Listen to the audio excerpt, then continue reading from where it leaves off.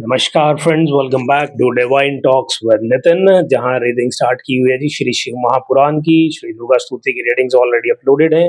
सच आज with divine love जो गुरु जी की बुक है उसकी भी रीडिंग्स अपलोडेड हैं। तो अभी मैं शुरू करने जा रहा हूँ रुद्र संहिता सती खंड। और स्टार्ट करने से पहले आप लोगों से रिक्वेस्ट कि please subscribe to the channel, अपने फ्रेंड फैमिली में भी जरूर कहें to subscribe to Divine Talks with Nitin. तो चलिए स्टार्ट करते हैं। द्वितीय सती खंड का पहला अध्याय सती आख्यान।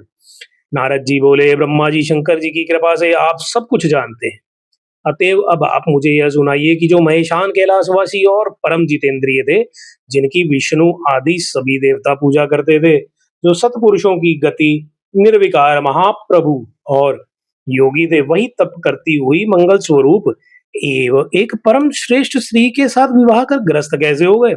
जो पहले दक्ष की पुत्री थी, फिर हिमालय की कन्या हुई, वह सती पार्वती किस प्रकार शंकर को प्राप्त हुई? हे ब्राह्मण, यह बात और भी जो हो वह सब कथा आप मुझे सुनाइए।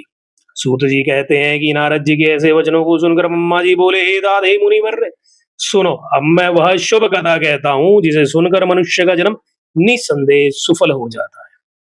पहले मेरे एक संध्या नाम की कन्या हुई, जिसे देखते ही मैं काम पीड़ित हो गया, और मुझे देखकर रुद्र ने धर्म का स्मरण करते हुए मुझे मेरे और पुत्रों के साथ ही बड़ा धिक्कारा, और फिर वे अपने स्थान कैलाश को चले गए। तब मैंने शिव जी की माया से मोहित होकर मूर्खतावश अपने पुत्रों सहित उन्हें ही मोहित करना चाहा, परंतु मेरे सारे प्रयत्न निष्फल हो गए। तो महादेव को कौन मोह सकता है जी? वो तो खुद माया चलाने, माया फैलाने वाले हैं ना।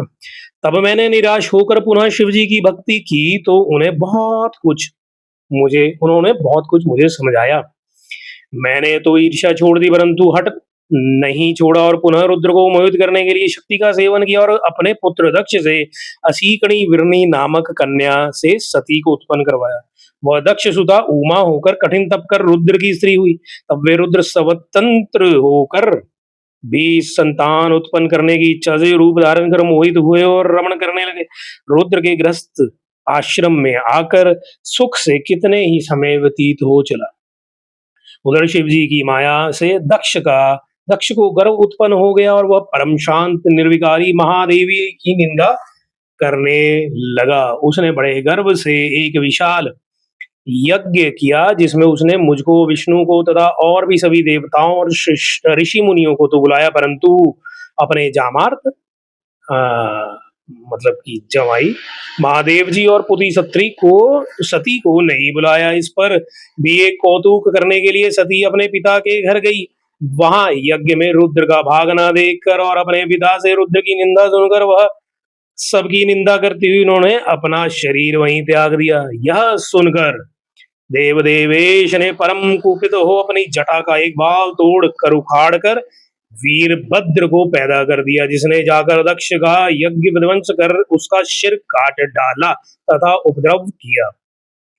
समस्त लोकों में अशांति फैल गई। लोग दीन वत्सल रुद्र की प्रार्थना करने लगे। महात्मा महेश ने कृपा कर दक्ष को जिला, फिर सबका सत्कार करा, यज्ञ करवाया।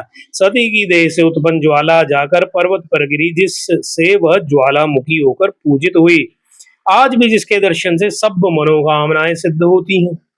फिर वही हिमालय की पुत्री हुई, जिसका नाम पार्वती पड़ा। उसने कठिन तपस्या द्वारा शंभु को प्राप्त किया। हे मुनीश्वरों, आप लोगों ने जो पूछा वह मैंने बतलाया। जो मनुष्य इस कथा को सुनेगा वह सब पापों से छूट जाएगा, इसमें कोई संदेह नहीं है।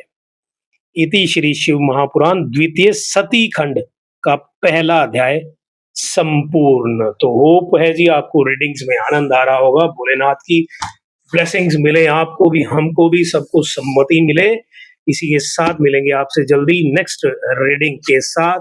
अपना ब्लेसिंग्स अपना साथ हमारे साथ बनाए लिखें। चैनल को सब्सक्राइब करें, वीडियोस को लाइक शेयर जरूर करें, कमेंट में लिखें जय भोलेनाथ।